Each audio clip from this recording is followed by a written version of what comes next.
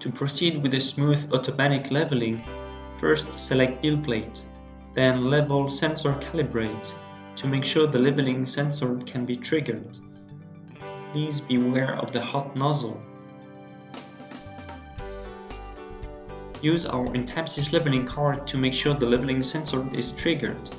Then wait for the build plate to go up. Use again the Intamsys leveling card to make sure the distance between the build plate and the nozzle is okay. Use the main button to make sure the leveling is perfectly adjusted as shown in the video. After the calibration is done, select Auto Level.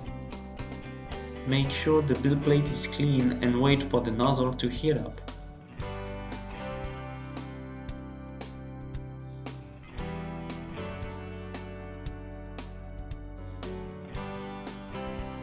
Watch the 3 points leveling happen.